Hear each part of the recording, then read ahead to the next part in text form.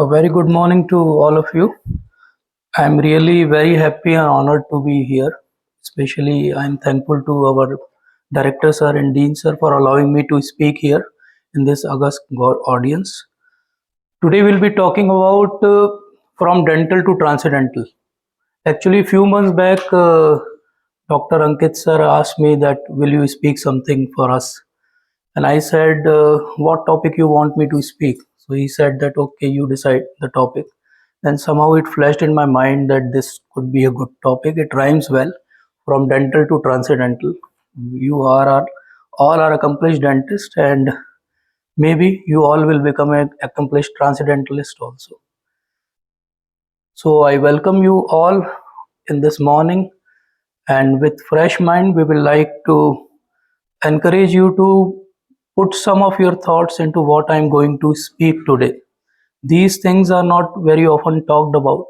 I know that mostly in this auditorium, you talk about clinico-pathological meetings and you discuss about something which is relevant to maybe some specific department or unit. But today, what I'm going to speak is relevant to all of us, because all of us will face these questions in our life in the moment of introspection, and we all will try to find out answers. So let's move on to this topic, from dental to transcendental. First of all, let me give a disclaimer to all of you. I am not a yogi, I am not a baba, I am not a spiritualist. I am just a plain simple human being, first thing. Second, I know many people sitting over here are more accomplished materially and spiritually than me. So actually, I don't deserve to be on this podium also. But I take this as an opportunity to serve you all.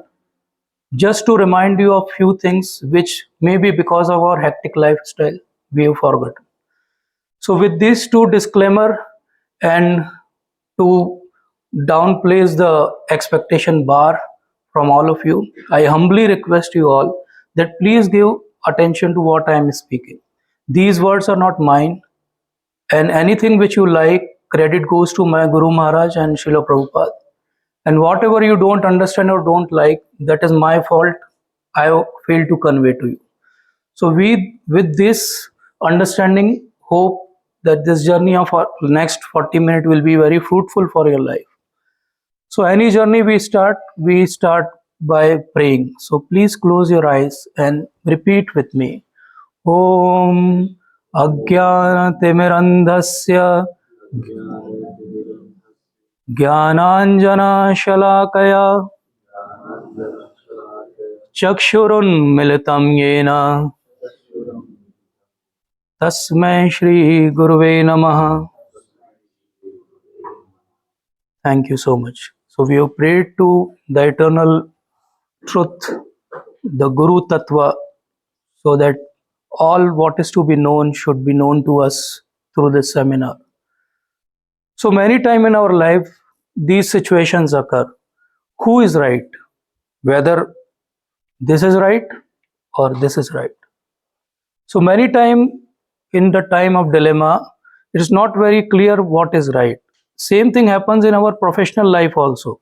Many times there are controversies how to deal with many situations, many patients, what is the right way of treatment management, and all this time of confusion, what we do? We practically and intuitively do only two things. We either go to reference books to find out what is right, or we go to an expert who has done that before and ask him, sir or madam, how it can be done. I am in a confused state. So same thing should be applied to spirituality also. These are the eternal transcendental questions. Who am I? Where I am? How far I have come and where I am going? These eternal questions arise in all of our mind. But what we do to find out the answers, how we go about it, we should follow the same path. We should follow some reference book and we should ask some expert.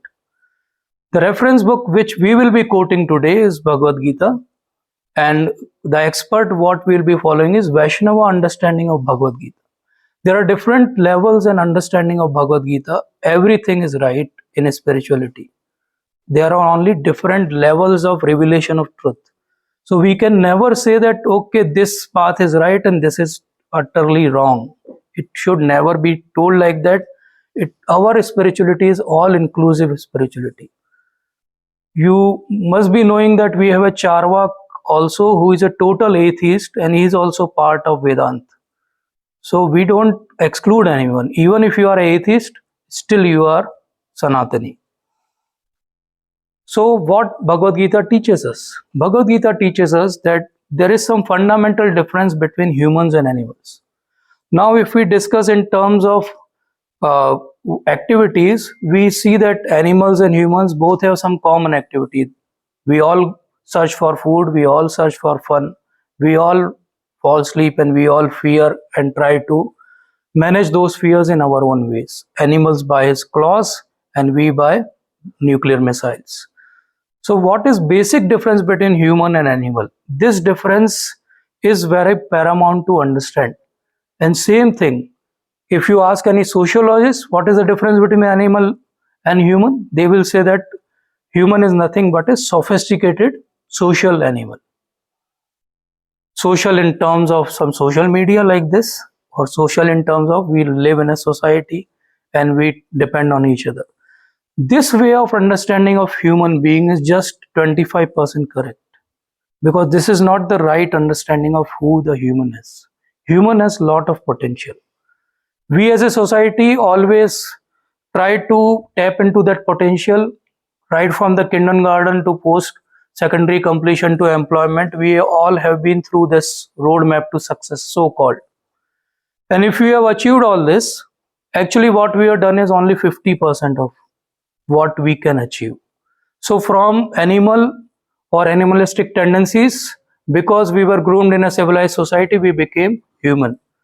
And because we were inducted into an education system, we became a dentist.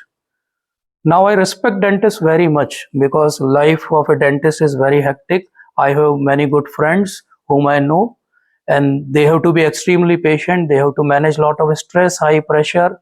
Still, they have to be personable and presentable to everyone, even at night when somebody calls you with a toothache. Only person who is having a toothache can understand that, or a dentist who picks up the phone at 2 a.m. understands it.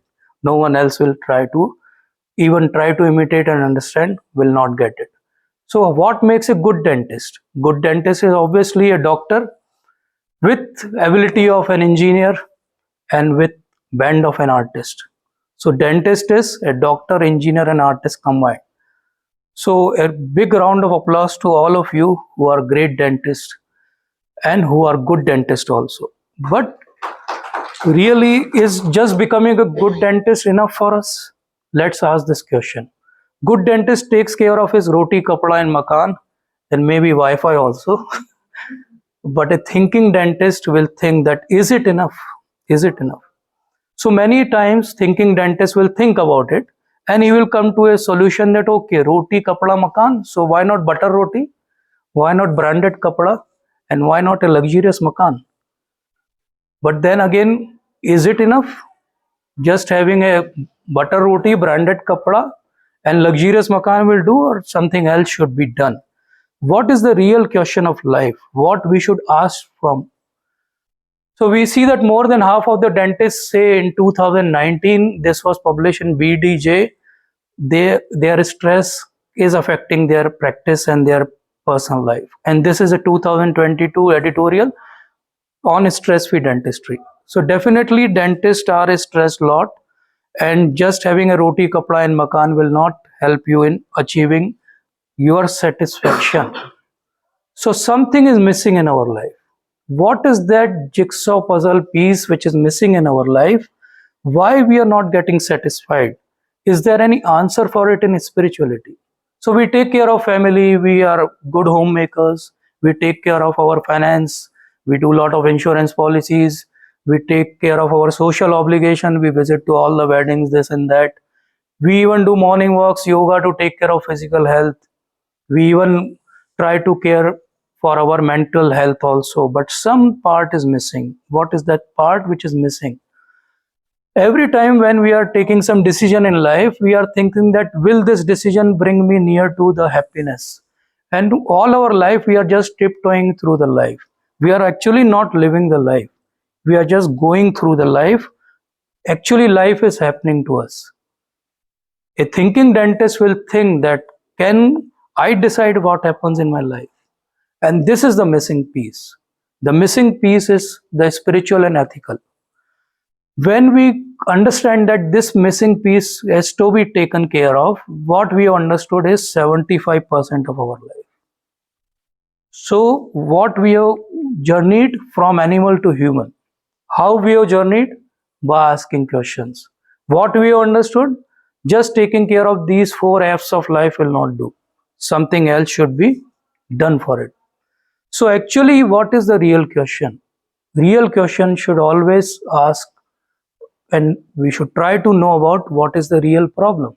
The real problem of our life is these four things. Body, B-O-D-Y. We all have got body, and our problem is birth, old age, disease, and death. This is actually our problem.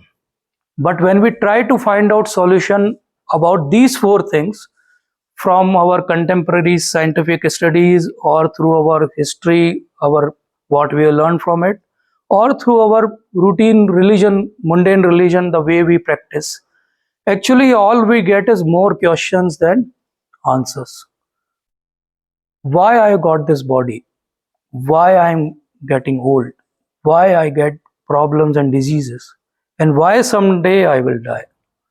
Actually, these four problems cannot be dealt by scientific understanding, because scientific evidences, they depend on these four things, and these four defects lead to problem in our life. Our senses are imperfect, so we know that we can only hear some particular frequency, we can only see some particular wavelength. There is a very famous Nobel laureate, he says that in this world, in this physical world, we can only see 1% of it. 99% of physical world we cannot see, because 99% of physical world is dark matter, which doesn't emit any light, it absorbs only. So we'll never be able to know from any method. So all these imperfect senses, what happens with it? We become illusion. We think that 6 is 9 and 9 is 6. And when we get illusion, what we do? We commit mistake. And when we commit mistake, because we are great people, we never want to accept that we have done mistake. So what we do? We cheat others. So we say, no, no, no, I know everything because I am so and so great person. But in reality, we all know that the more you know about something, the less you know about it. Because I am a super specialist, I know about it. My professor used to say to me that super specialty is like knowing more and more about less and less. So this is how we lead our life, and we think that we know more about it. Actually, we know more and more, but about less and less. Knowing more and more about less and less will not lead you anywhere, because life is not that complicated. Life is very simple. All these problems have some purpose. So from where I came, where I will go, and why this particular thing is happening in my life, we should ask these questions, because these are the real questions. Not that who will win this football World Cup. Someone will win this time, someone else will win next few days, years onward. So purpose of all these problems is to make us become self-realized. We have to realize that we are not human being having a spiritual experience. We are a spiritual being who are having a human experience. Just remembering this one line can transform you, because we all are aliens here. We keep on searching for aliens, but actually we are aliens here. We don't belong to this place. Somehow we have landed here on this small planet, and we think that this is our home, but factually it is not. And this is where the self-realization starts. If I don't belong to this place, where do I belong? So let's search on Google where I belong. Will you get the answer on Google? No. Google will not give you this answers. Google can give you a lot of answers, but specifically not this answer. This answer starts from a simple query, from where all the Vedanta knowledge starts. Athato Brahma Jigyasa. Let's inquire about the truth. This is the first aphorism of Vedanta Sutra. So Vedanta Sutra started with Athato Brahma Jigyasa. Let's inquire about the truth. So this truth will not be told to us by Google. For this, we will have to search some other search engine. And what is God? We have to ask God, who am I and why I am living here? We will get the right answers from God. So let's go to God. We have a lot of religions, lot of prophets, saints who has told many things, lot of scriptures, books also. Do we get answers there? We get answers there, but many times we don't understand those answers because of our conditioning. Many times those answers are partial because of time, place, circumstances when those knowledge were revealed. So it is not that these scriptures don't have answers, but they may not have complete answers. They may not have answers which are relevant to us. Because finally these scriptures were written and spoken by some man of God, not by God himself. God's own words are there in Bhagavad Gita.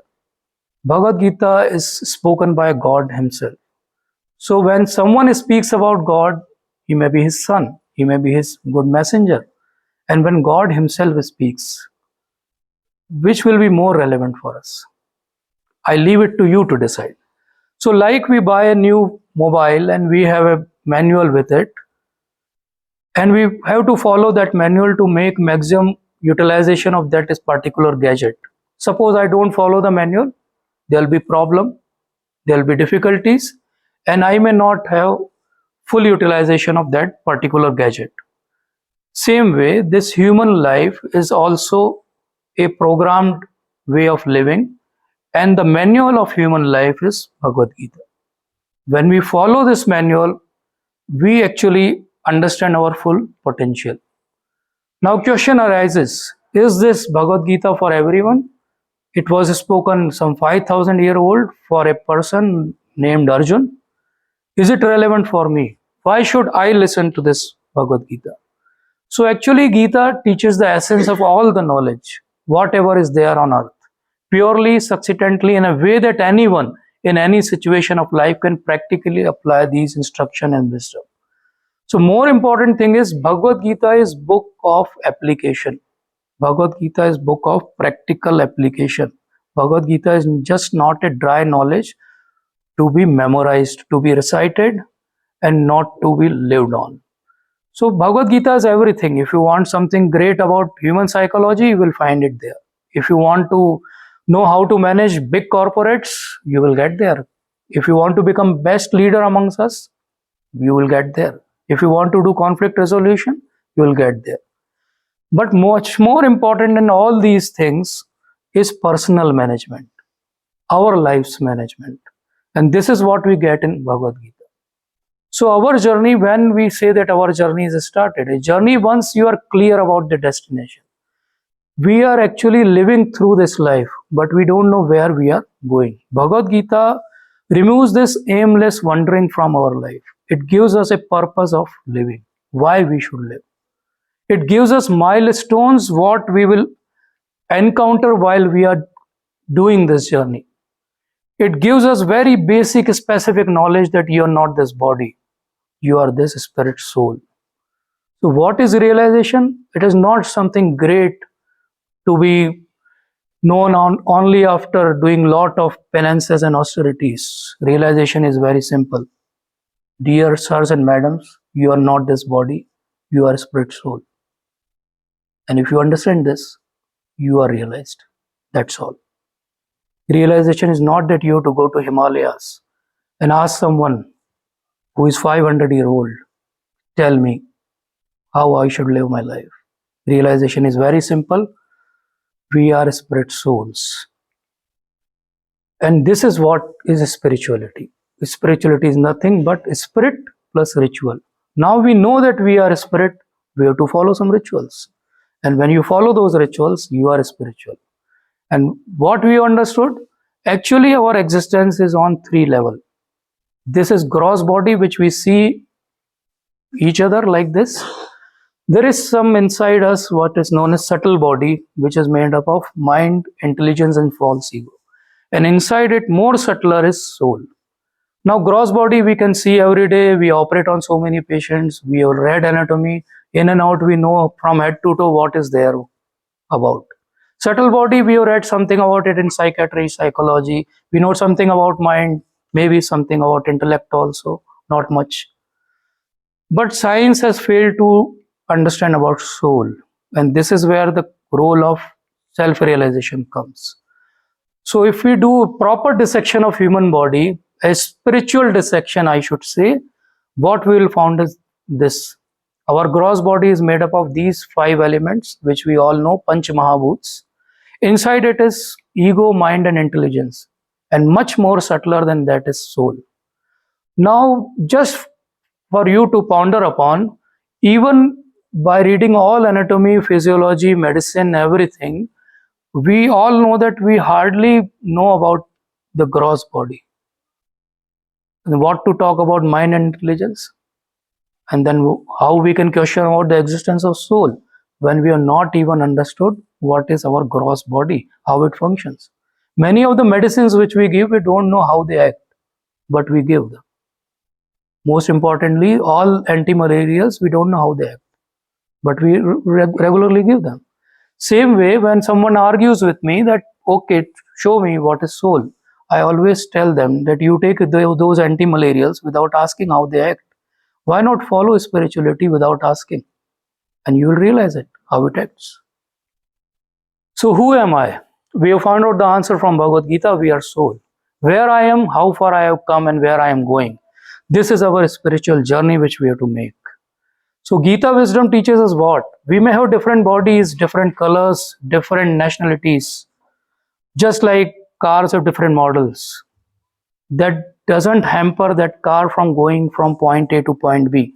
Any car can travel from point A to point B provided it has engine working on it. So same way Bhagavad Gita teaches us that okay, you may have different propensities, but we all have that inherent ability to become self-realized. And this is the beauty of Bhagavad Gita. It never put any condition that okay, you cannot become self-realized. Anyone can become self-realized. So suppose I go for a long journey from Kashmir to Kanyakumari, I hire best of the taxi people and I go and I regularly refill my tank also. So how many of you say that I will reach from Kashmir to Kanyakumari? Please raise your hands. How many of you believe that I will reach safely from Kashmir to Kanyakumari if I regularly take care of taxi and I refill my tanks? The answer is you have to also take care of food for driver. If you don't feed him, the best of the taxis will not take you from one place to another. Same way, we all take care of our body. We do morning walks, yoga, this, that, everything. But do we take care of our soul? Do we feed our soul? Srila Prabhupada always used to give this example, and this is one of my favorite examples. There was an old lady who brought a parrot in a golden cage, and this bird used to sing a lot, very nice songs. And that lady was very old, but she used to take good care of this cage. She used to wash it every day, clean it sparklingly, and it shine like very golden. But one day when she woke up, there was no music ringing in her ears. When she went there, she saw that bird is no more. Then she started crying. Few of her neighbors, they came to her and asked her, what has happened? What has happened? Why are you crying? Oh, today my bird is not singing. She is dead. Although I was taking good care of the cage. Then those neighbors, they told, you are taking good care of that cage, but were you feeding the bird?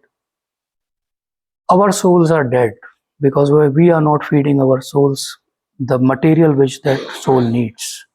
So who am I? I am the soul. And what is my nature? My nature is not to become irritated. My nature is not to become angry. My nature is not to take birth and die. My nature is Sat, Chit and Anand. My nature is I am Sat, I am forever, not over. My nature is I am Chit. I want to know everything what is to be known in this world. And my nature is to remain always blissful. But what is happening to me? I am Asat, I am Achit, and I am Niranand. Why this is happening to me? This is the question which we all should ask ourselves. When my soul's nature is to become Sat Chit and Anand, why I am not experiencing that bliss? What is missing in my life? Actually, this world is temporary and painful as per Bhagavad Gita. Dukkhalayam ashashvatam. And I am Sat Chit Anand. Now, this is a dichotomy. I am living in a world which doesn't suits me. Now, suppose someone lives in a jail and we give him the class A cell in which big politicians they live. Lot of AC, internet, books, food, home cooked, everything.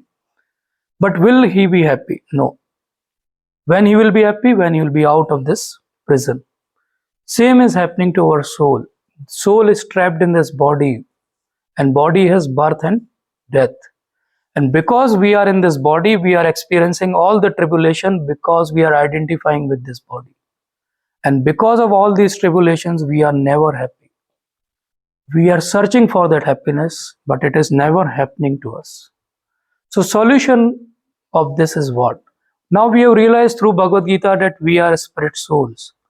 Now there is a super soul, the higher soul, which has all these qualities of Satchidanand in unlimited form. What we have to do is only we have to connect with that supreme bliss. We have to somehow increase our consciousness to a level of super consciousness. When we become realized about that supreme bliss of super consciousness, we will never be unhappy in our life. But for that, we have to follow some process. Now, what Bhagavad Gita talks about this process? We have different processes which we are going to discuss in short what is there in Bhagavad Gita. What I am giving you is just a framework of Bhagavad Gita. So that when you go and read Bhagavad Gita, you will get an idea, okay, this is the framework in which I have to understand it. So what is there in Bhagavad Gita? Every chapter of Bhagavad Gita has a suffix to it, and that is yoga. So what is yoga? Yoga is simple, a journey of self through the self to the self. We want to know about ourselves, and how we will know about ourselves? When some higher power will tell us about ourselves. So what is yoga? Yoga is just a connection. Yoga means joining. Like in Sanskrit or Hindi we say 1 + 1, एक का योग एक दो होता है. योग मतलब जुड़ना, union. Yuj is the actually root word of Sanskrit from which this word yoga comes. Now yoga can be at the level of mind, yoga can be at the level of soul, yoga can be at the level of body. Normally what we understand by yoga is some specific postures which we all do and we are fond of it. But actually this is just 1/4 of yoga. The 3/4 of yoga is how to take care of your mind, your soul, and how to connect with that supreme bliss. So yoga is like a wake-up call for us. Like we wake up every day by some alarm ringing in our room, same way we all are sleeping. We are not aware about our true identity. So how we wake up? We wake up by alarm. How we wake up in our life, we will see now. We wake up in life by practicing these 4 aspects. Now, as we have understood, our body is actually like this: the gross body, the subtle body, and the spirit soul. Now, when we do yoga at the level of gross body, that will be a karma yoga, the action what we do. When we do yoga at the level of mind, it will be a dhyan yoga, trying to control your mind. When we do yoga at the level of intellect, it will be a jnana yoga. And when we do yoga at the level of soul, it will be a bhakti yoga. So this is the actual understanding of Bhagavad Gita, and very simple to understand, not very complicated. Like we understood how we are made up of and at what platform we act defines what yoga we are doing. Now, this is a yoga ladder what Bhagavad Gita talks about. I will not go into the details, but what I want to show you is right from vikarma, means doing something which as a human being we should not do, to going to a karma on the level of bodily platform, what we get is again rebirth on this earth, or maybe if we are doing a lot of karma kand work, then we will get some heavenly planets. More better than that would be doing karma yoga, that is akarma. You will get rebirth on this earth in a good family so that you can continue a spiritual journey. Above than that will be a Jnana Yoga. Then we will understand who is Brahman or God realization in an impersonal aspect of it. And better than would be a Dhyana Yoga, in which we will understand who is Paramatma. But if we understand all these aspects, if we have faith and we slowly grow ourselves, then we will go to Bhakti Yoga. So now there are two ways in Bhagavad Gita how we can go about. One way is climbing this ladder slowly and reaching to Bhakti Yoga. And another way is taking a lift from here and reaching to Bhakti Yoga. Bhagavad Gita 12th chapter mentions specifically about this thing and this hierarchy also and how we can go about it. Now, why it is important to us? See, yoga ladder will be something like this. From Karma Yoga to Jnana Yoga to Ashtanga Yoga to Bhakti Yoga. Or you can take a lift and you can go to Bhakti Yoga. Now we all know that our life is very short and very uncertain. We can do this karmic paddhati also, or we can take a quick ride and reach up to Bhakti Yoga. So like we climb a mountain, now when we are far from the mountain, what we see, when we come near to mountain, what we see, and when we reach what we see, let's see and understand this aspect also. Like from far what I will see, some mountain is there, some vague structure of mountain. When I come near to that mountain, what I see is, okay, there is some structure, there are some trees. When I climb up that cliff and I see, oh, there is a nice house where I can live. This is what is actually yogic paddhati. This is what is understanding about God. This is what is God realization. Now, why I'm saying so? See this. To understand that God is just a light or sound, or God has no form, is akin to this understanding. To understand that God is living in everybody's heart as Paramatma is like this understanding. And to understand that God is very personal, I can have personal reciprocation with God is like this understanding. Now, thing is, nothing of this is wrong. None of this is wrong. Everything is right. It depends on your perspective, your journey, and your stage where you have realized God. So no point in arguing whether God has form or not. Actually, God has form also and God has no form also. Ye yathamam prapadyante tams tatheva bhajamyam. 4.11 Bhagavad Gita. What God is saying? The way you reciprocate with me, I will reciprocate. So some atheists come and say there is no God. What God will say? Okay, I am not there for you. For you. He's not saying he's not there for everyone. When someone will pray and say, okay, God, you are like light. Okay, I am like light. Oh God, you are like Father who gives us daily bread. Yes, I am Father who gives you daily bread. Okay, you are like a yogi and you think that there is a Paramatma in everybody's heart. Yes, I am like that one. Oh God, I want to reciprocate with you. I want to live with you in your kingdom and abode. Yes, come back to me. So there is nothing wrong in any of these perspectives about knowing God. Bhagavad Gita is very inclusive and it doesn't exclude anyone. So from this, we have now three type of practitioners with us. These three type of practitioners will understand about God differently. There will be a Bhakti Yogi who will understand God as a supreme being. There will be a Dhyani and Jnani who will understand the impersonal aspect about God. Now doing Dhyan and Gyan practice in this age of Kali Yuga is very difficult because we have very short lifespan. Like we all know that they used to do austerities for 20,000, 50,000 years. Do we have that much lifespan? They used to do a lot of yagyas where a lot of ingredients were required. There is a saying in Rig Veda that you collect all your life, everything, all resources, and then you do one yagya and spend everything. So is it possible for us? How many of us will do that? So let's do something which is feasible. Let's talk about something which is practical. Let's discuss something which is doable. So what is doable? See, very simple. Bhakti yoga is very doable thing because we are not asking you to go to Himalayas. We are not asking you to leave your profession. We are not asking you to leave your family. What we are asking you is to just do what you are doing with a remembrance that you are doing it for God. And the beauty of Bhakti Yoga is it already takes care of all these three things. Bhakti Yoga includes all these three yogas also in it. So when you read Bhagavad Gita in Bhakti Yoga, what you are doing? Jnana Yoga. When you are chanting Hare Krishna mantra, what you are doing? Dhyana Yoga. When you are working every day thinking that you are working for God, what you are doing? Karma Yoga.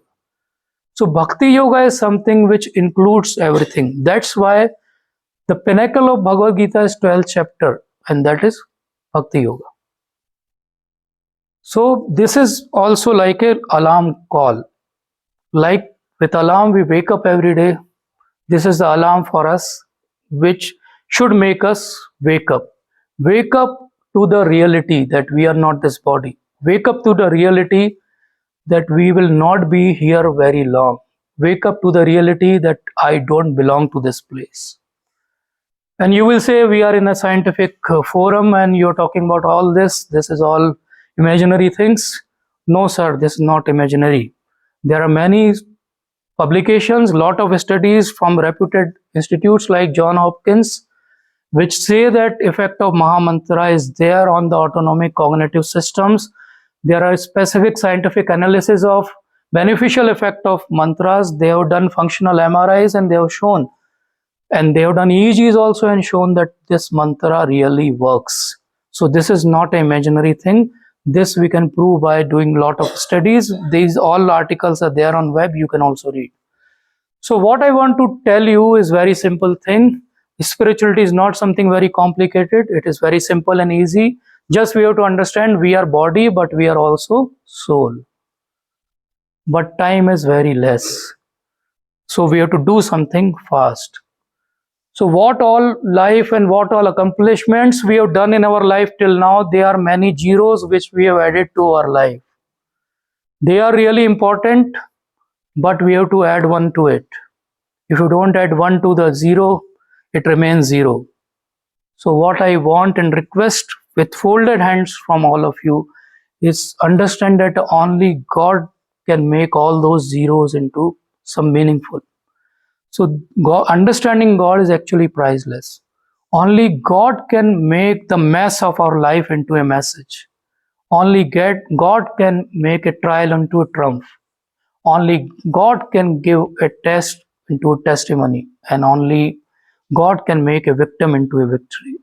So we all are in this paradigm right now, and spirituality can shift us to this.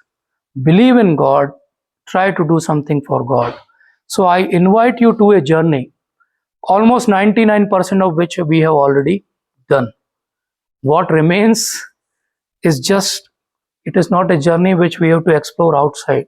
It is a journey inside. This is going to be the easiest journey for people who are simple hearted. And sadly, this is going to be the most complicated journey for people who are not simple hearted. So, what I want to give messages, we all are human, we became dentists, we all are good dentists. Now add the spiritual paradigm to your life and your life will be successful. You don't have to leave anything, you have to add something. हमको भगवान के पास जाके भगवान से नहीं मांगना है, भगवान को मांगना है. यही भक्ति योग है. How to do that? This is the last slide. I want to leave this with you so that you think about it. If you want to bring change in your life, then contemplate on what we have discussed today. Hear more about it. Associate with people who know about it. Leave all negative thoughts behind. Find some mentor in your life, and you can also experience this bliss. And soon you will experience this bliss, and then try to share it like I am doing with all of you. Thank you so much for your journey has started from dental to transcendental. Welcome to this journey, and this is going to be a very happening journey. And remember, this journey will not end here. End of journey means start of another one. The end of journey of transcendence will mean a starting of a spiritual life full of bliss with God in His own kingdom. Thank you so much. So, the purpose of life is to live the life of purpose. Thank you so much for patiently listening to me. I hope I have not bored you much. And what I wanted to give was a framework of understanding of Bhagavad Gita. If you have any queries, comments, questions, or any corrections, you are most welcome. I am fortunate that आप ही ने मेरे को मेरी गीता की copy gift करी. मेरे लिए भी प्रॉब्लम है. If I want to explain this to my kids, how does one start? Where does one start? You have to make time. You have to make place. But थोड़ा इस journey के बारे में अगर आप और बता. Yes. Very nice and practical question from sir. And I remember, sir, I gifted you Bhagavad Gita. So, actually, why we gift Bhagavad Gita is just not to keep it wrapped up in our closets, not just to keep it wrapped up in a red cloth in our worship place and show some incense to it. We gift Bhagavad Gita so that we can live through it. We can live based on the values which are given in Bhagavad Gita. So, like you asked, how we can teach our kids how to understand Bhagavad Gita. Kids, they see through their ears and through their eyes both. Now, let me explain why I'm saying so. When we read Bhagavad Gita ourselves in front of them and relish it, they will like to copy us because they have that mentality. So, just reading in front of them and relishing about it, and they seeing us that, oh, what is there so great about this book? Why my father is every day picking it up and reading something from it? First. Second, now just reading some shlokas to them or purports to them will not do, because if they are teenagers, they are already in that mindset that they will not listen to you. They have already decided it. So nothing will work there. What will work is when we see them, they are in some fix in their life, they have some problems, and if we give them some solutions from Bhagavad Gita, then they will understand the importance of it. So, two things we can do. One, we read in front of them so that they can see through their eyes that, okay, my father or my parents, they read Bhagavad Gita and they give it importance in their life. And second, if they are in some problem, we give them some spiritual solutions. All our material problems have actual spiritual solutions. Why? Because material problems are in the realm of material platform. And if you want to solve it, you have to go one level up. And what is that one level up? That one level up is spirituality. Same way, like if you have some problem in one department, what you do? You go to sir. We have this problem in our department. Why? Because he is above all those departments, he can deal. If sir is facing some problem, we will go to director sir, that we are having some issues. Please kindly solve them. So the problem in which, the level in which problem is created, if you want to solve it, you have to go one step up. So all material problems have a spiritual solution. The moment we start looking in life through the lens of Bhagavad Gita, we don't have to preach it to anyone. Our everyday living is Bhagavad Gita. People will just get inspired by our life. There is best preaching is preaching through your behavior, not speaking about it. Because if they are teenagers, they will anyways not listen to you. I think this is more practical way. Now what we can add to it? What we can add to it is what I call a sandwich. We all have seen sandwich. There are two loaves of bread and some filling in between. Fillings may differ. Same way, we all have some material life which we are living. Maybe we call it as a filling.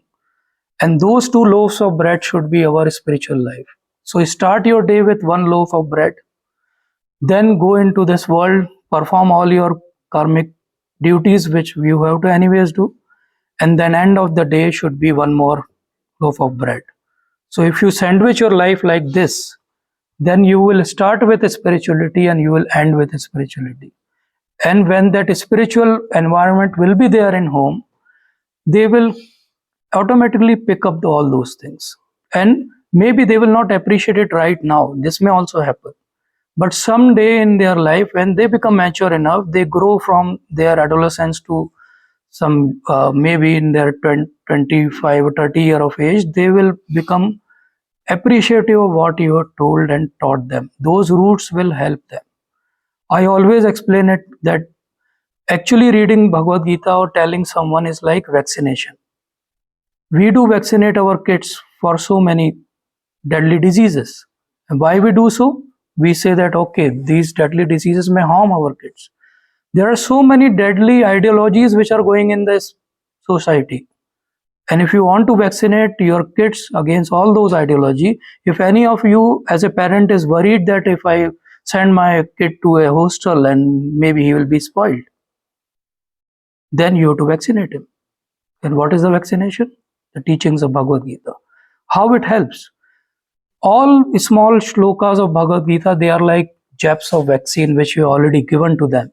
The moment they will be in that particular situation, automatically from their unconscious mind, that particular voice and that shloka will come to their rescue and they will be saved from that dangerous position.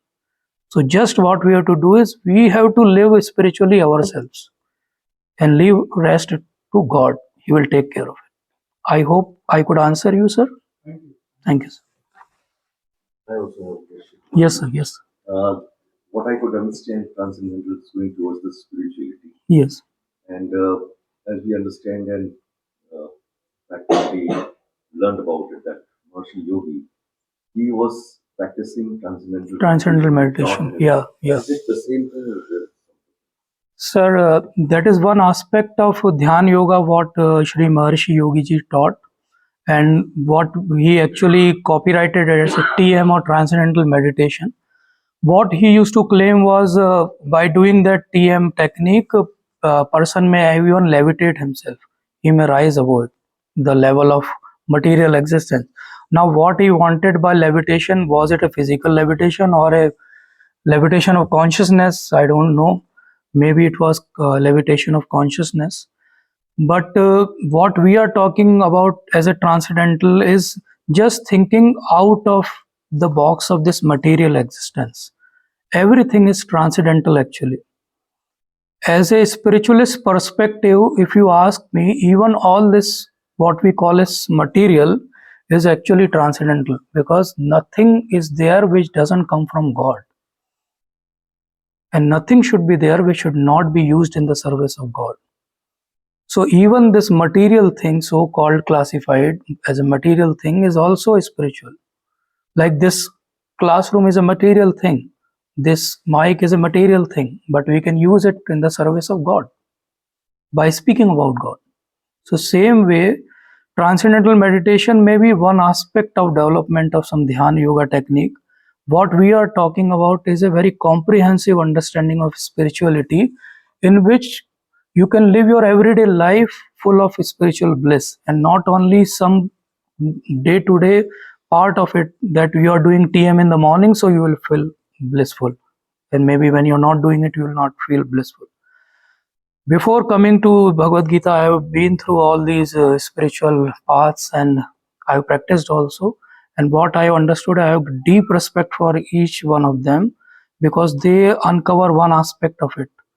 But as a persistent seeker, I wanted something which gives me the holistic picture, and what is there in Bhagavad Gita is not there anywhere else. one more question Yeah, I have? yeah. Sorry. No. Yeah. One more question is, Yes. Normally people, they connect this spirituality to the religion. Is it necessary to have the religion No. to practice? No, sir. Very true. It is not very important. Like in my slide, also I showed that there are many prophets and saints, and there are scriptures, and they have some time, place, circumstantial understanding about the truth. But it is not the eternal truth. Eternal truth will be something which is beyond time, place, and circumstances. First thing. Secondly, eternal truth should come from the truth, the source himself, not from some via media. Third and important thing, the religion, as we understand the mundane religion, it is more like a ritualistic going to the temple, circling some incense sticks and giving some dakshina to some people and hoping that he will take care of all your sins. It is same like what Christians think when they go to Friday mass and they confess everything, and then on Sunday they do the same thing. So it doesn't help you much. All our religion have sadly gone into that same mess only. What we want is something which is true to our identity. And what is that truth? That truth which never changes. And that truth is called in Bhagavad Gita as dharma. Dharma is the true nature of ourselves. Like, just to make it more explainable, the dharma of fire is heat. If you remove heat from the fire, fire doesn't exist. Dharma of water is to remain liquid. If you freeze it, it no more water. Dharma of our soul is to serve God. You remove service from it, it is not the spiritual existence. And sadly, what all is religious or so-called faith actually we are practicing, God is not in the center only. Center is our requirements. We go to the God with a long list of things and we pray and say that you fulfill all these things. And if I have a profit of 100 CR, then I will give you 11 rupees to you also. So, so this is something of a very bad business deal which God will not agree to, because you are giving very less share to him. So this is how religion has become, that we want to fulfill our physical needs, and for that we want some religious activities, or sometime we want to show to world that we are great religious. So we host some big program and we say that okay, we are doing something great, and people respect us because we are big religious. Now problem with faith is faith can change anytime. Suppose we all are sitting here and we have some names and surnames. If we would have been born some thousands of kilometers that side of the border, our name and surname would have been different, our flag would be different, and our Independence Day would be one day before what is of India. And then we will say that no, we are right. It's the same way what we feel right now. So our faith can change. Someone who is born as a Christian can become a Hindu can become a Christian, and vice versa, or a Muslim. And so faith will change. So dharma can never be equated to faith. Dharma can never be equated to religion. Dharma is something which should not change. And what is that which never changes? That is our service attitude. Soul needs to serve. Right now also we are serving. Even if you become a IAS officer, what you are? Indian Administrative Services. You are serving only. Even if you are a PM, what you are saying? मैं तो जनता का सेवक हूँ. So we are serving only. As a director, you are serving. As a doctor, I am serving. As a private practitioner, he is serving. We all are serving. We are serving our family. As a homemaker, we are serving our kids. So why not serve God? So same way, like if you water the roots of a tree, all the leaves will be taken care of. That is the same understanding. If you water the roots of your spirituality by serving God, everything will be taken care of. So what religion we are practicing is very distorted understanding of religion, very damaged understanding of religion. What is real religion is our eternal service towards God, and that we call as dharma, or to put it more practically, it will be Sanatan Dharma. Sanatan means eternal.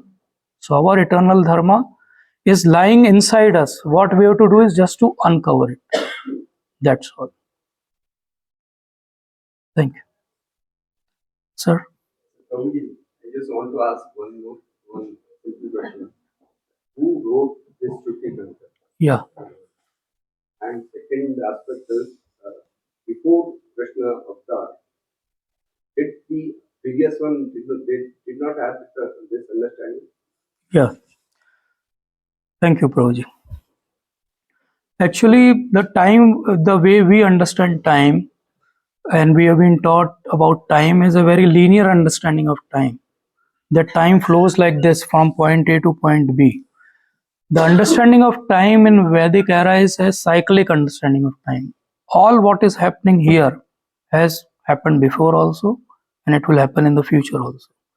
So same way in Bhagavad Gita in 4th chapter, Lord Krishna himself proclaims the same doubt comes in Arjuna's mind also. You are my contemporary and you are saying that you have given this knowledge to sun god Vivaswan. How it can happen?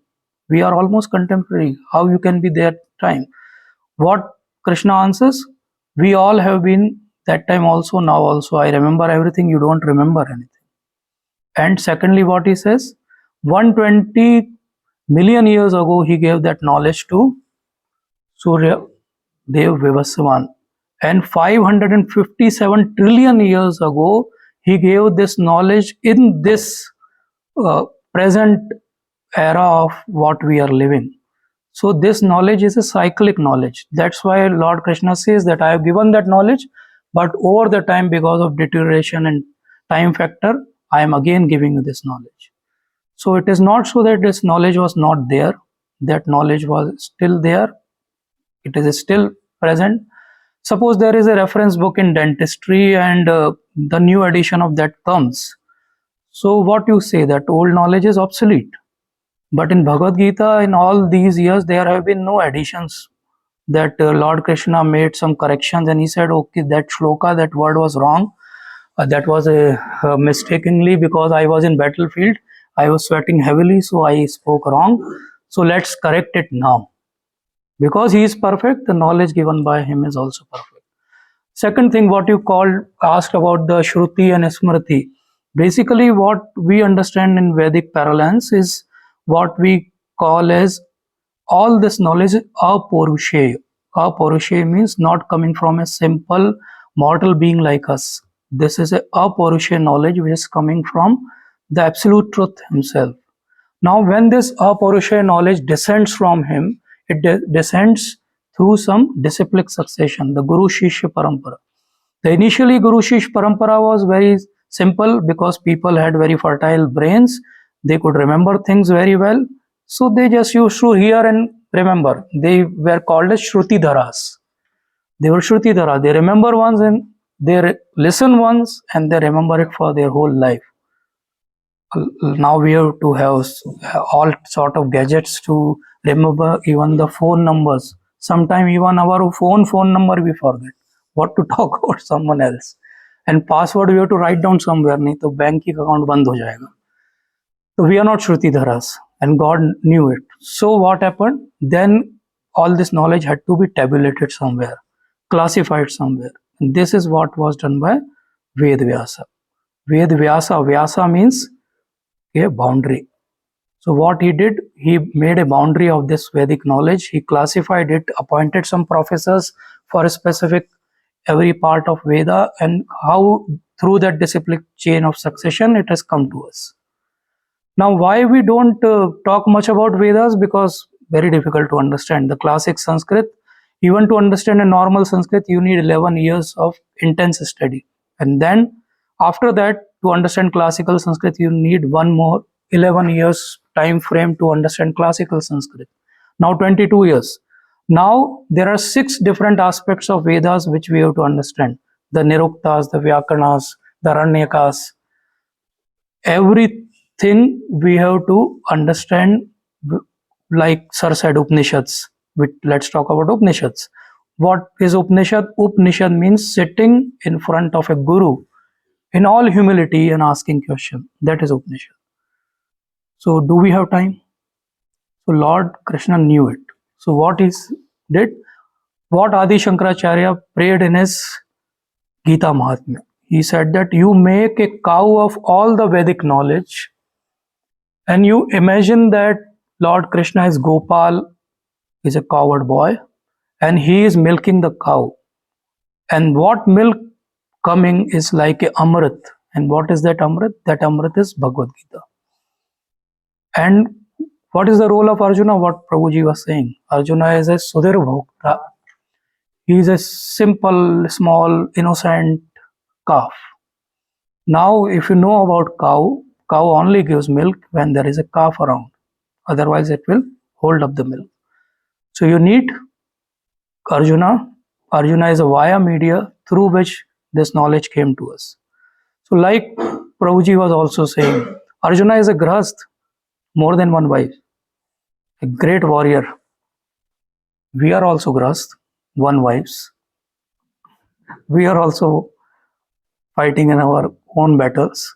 So this knowledge is for us. So Vedic knowledge is a very big aspect in itself, but all summary of that Vedic knowledge is in Bhagavad Gita. So it is easy way to understand all of the Vedas. So we may not read Vedas, we may not know what is Shruti and what is Smriti and what are Itihas, but if we know Bhagavad Gita, we know everything. ठीक है प्रभु जी? Thank you. Hey, Krishna, in our life, in our journey, we are wasting most of the time, pleasing the people, impressing the people, Yes. and living for the others. Yes. How to stop, how to limit these things. Thank you, Prabhuji. Thank you. Basically, when we are living in a society, we have to live according to the norms of society. We cannot say that we are a spiritualist, so we don't need to follow any etiquettes or norms of maybe our academic institute or workplace or anywhere. What we have to do is what in Chaitanya Charitamrita, Chaitanya Mahaprabhu recommends, Krishna Bhakta Ati Chatur. Krishna Bhakta is very smart. He knows how to handle multiple things. And how he is doing it, why and how. How he will do it, first we will take why he should do it. Actually, if you want to practice your spirituality uninhibited way, you should not be disturbed, then you need some resources. Bhuke pet na bhajan hoye Gopala. So it's no use that you become a mendicant and you say that I will become a great spiritualist. Very difficult for us. Our upbringing is not like that. So maybe we have to do the needful in our professional life. But what care we should take? Doing that needful should not affect our consciousness. The moment it starts affecting our consciousness, it starts compromising our sadhana, then we are at wrong path. The moment we are doing it, thinking that it is just a needful, it needs to be done, that is okay. There is nothing wrong in it. So practical spirituality is very simple. Practical spirituality is right now what we are thinking, I am center of this universe, everything revolves around me.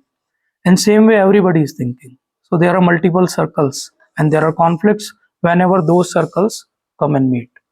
Practical spirituality means very simple thing. Center is Krishna, everything else revolves around it. Now if you have a common center, you make n number of circles around it. They will never be any conflict. So what we have to do is, if you are trying to become a spiritualist, you have to simultaneously preach spirituality to your family members and to your co-workers. That will make your life easy.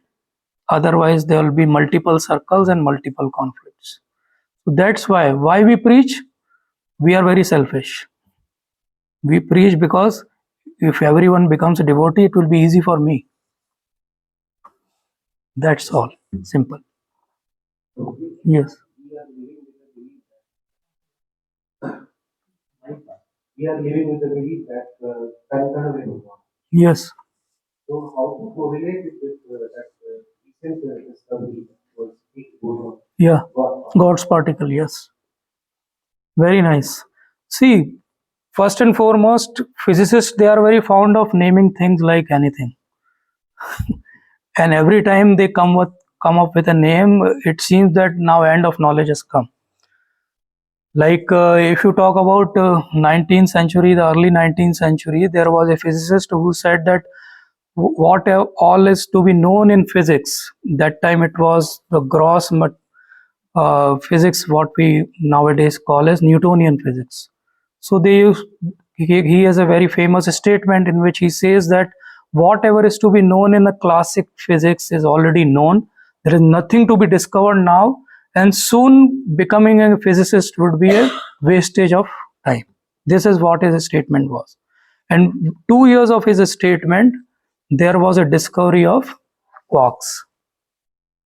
And all that classic physics became topsy-turvy. Then they realized that what we were discussing, that atom is an indivisible particle, It is actually made up of multiple small waves and energy particles, which we are still actually discovering. Now they, after some time down the line, they came up with theory of everything. The Stephen Hawking was one of the main proponent of this theory. What he said in theory of everything, that all this gravitational theory, magnetism theory, all these small and great forces which act in the universe, they all can be understood by a single equation. And he said that that equation is God's equation. That will be God, because God is source of everything. Although he was an atheist, he never believed in God.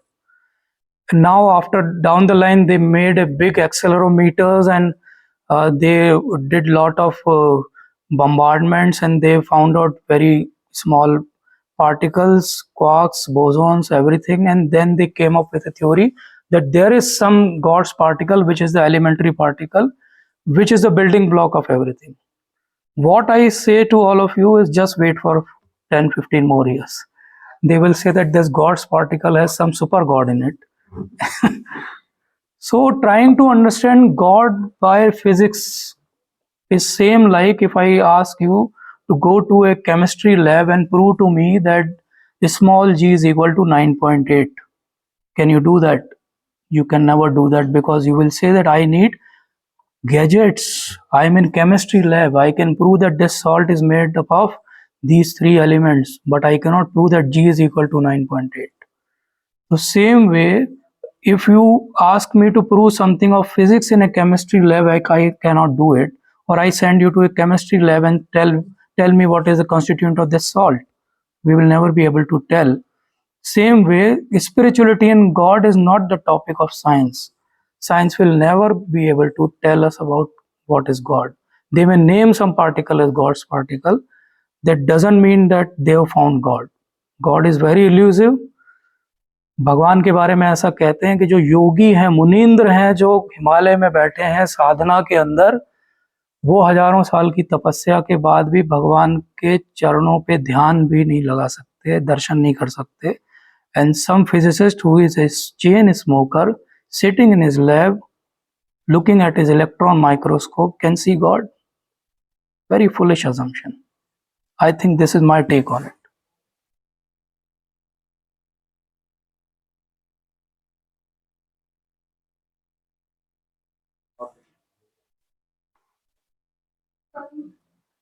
But so with spiritual means we are growing our soul. Yeah, We are developing. yeah. Can you, with the growth of the soul, not the body, Yeah. can you give a little light on reincarnation? Yes, yes. Why not? Actually, that is very topic which is very near to my heart. In fact, I took one lecture on reincarnation. Someone was there, and that, yes, you were there. Yeah. I took a big lecture on how to understand scientifically reincarnation. In a simple way, I will tell you this. Suppose this is a mobile, and suppose this mobile develops some problems. Then what I will do, I will buy a new mobile, and I will remove the SIM, and I will insert SIM in new mobile, and all my contacts, all my history, everything will be there on new mobile. I will log in my Google account, and all my past history will transfer to new mobile. This is what is reincarnation. We have a human body, we have experiences with that human body. Those experiences and what all we have done is stored in us in the form of subtle body.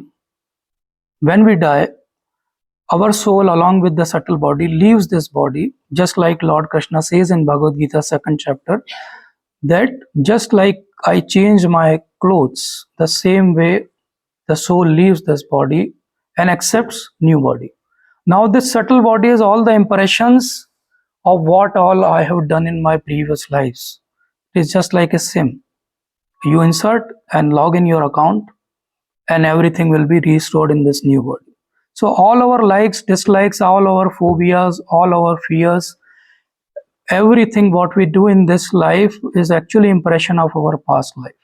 So we say that destiny is man's making, but actually right now what we are experiencing is what we have made already. What we'll do today will decide what we will have tomorrow. Like if I prepare for my exam well in advance, I'll pass in my exam. Same way, if I prepare for my death today, I may not have reincarnation in my next life. Otherwise, I will be forced to accept a new body according to my tendencies and proclivities and my actions. So, reincarnation is nothing out of this world, very simple to understand. And there are so many scientific evidences like near death experiences. People who have just experienced CPCR and they come back and they say that, okay, we were feeling that we are hovering around. Many times in our surgical wards, we have seen patient when I was in general surgery. I specifically remember two patients who told me that while you were operating, we were like hanging from the OT light and we could see what you were doing. They could even tell how many people were standing around. Now, technically, they were out of their consciousness. They were in general anesthesia. How they could remember it? So, our consciousness can be projected outside. Our source of consciousness is not this body, something else, and that is soul. So, reincarnation works in both ways. Reincarnations, if you understand scientifically, you can understand that okay, reincarnation occurs means there is existence of soul, and other way around, because we are seeing that there are many small kids who can remember shlokas very nicely. There are many people who remember their past life. Even there is a Stevenson, great scientist, who has tabulated more than 600 cases of reincarnation, and that is not a Hindu phenomena. From all over the world, even Christians, they remember their past lives, although they don't much believe in soul and reincarnation. So reincarnation is happening all around us. In fact, reincarnation is happening with us in our this own life also. If you see our own old photograph when we are 5, 10 years old, and right now what we are, have we not reincarnated? Have we not changed? So it is happening every day. Just it is happening so unconsciously that we never actually give importance to it. What we have to do is, like I said in my slides also, spirituality is very simple.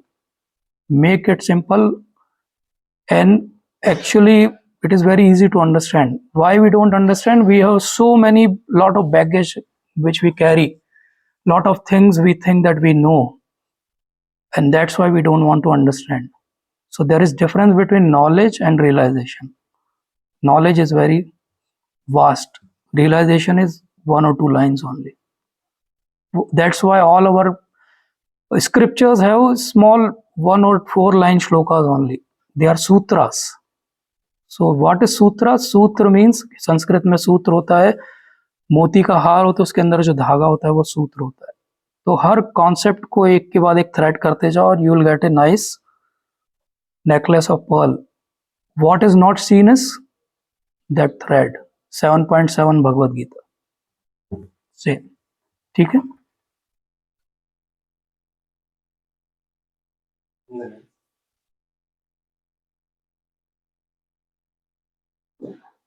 Sir, we had very really heavy topics such as reincarnation and God practice. Now I have a very simple question. Like there is a very common phrase that work is worship. So what is that practical tip that whatever daily work we are doing and with that same spirit we come to the college that work is worship. Yeah. So what is that tip that we can convert our daily work to a transcendental work, same work? Yeah. See, work is worship is actually, some people think that this is the conclusion of Bhagavad Gita. Not so.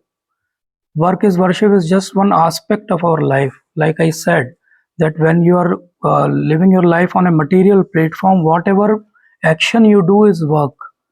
And whatever actions you do, the understanding of it that you are doing it for God is worship. सो कर्म ही पूजा है, बहुत common है, trucks के भी पीछे लिखा रहता है इंडिया में. स्पिरिचुअलिटी बहुत वाइड स्प्रेड है इंडिया में. बहुत सारे लोगों की स्पिरिचुअलिटी शुरू और ख़त्म ट्रक से ही हो जाती है. ट्रक के पीछे के स्लोगन से ही उनकी स्पिरिचुअल जर्नी चालू होती है और उसी पे ख़त्म हो जाती है कि वर्क इज़ वर्शिप. बोले बस भगवद गीता क्या है? Work is worship. Work is worship एक एस्पेक्ट है भगवद गीता का. How to do it? If you are a bhakti yogi, it is not very difficult to do it, because every day what you are reminding yourself that I am not this body, I am not this identity upadhis which are there with this body. I am eternal servant of God. So whatever I am doing is for God's sake only. So whatever you do, even so-called your material work becomes a bhakti only. It is very simple to do it. Now, sometime it may be difficult to understand it, how to do it practically. So one of our great God brother, he told me, even I asked the same question to him. He told me that what you can do is define, or you can put alarm in your mobile 4 times in your day. You remind yourself that whatever I have done in last 3-4 hours, I have done it for God's sake. So that way, by the end of the day, 4 times you have, in 4 chunks, you have given everything to God. This is a more conscious way of doing it. And slowly, what will happen? Unconsciously, you will also doing the same. So this is how we can go about it.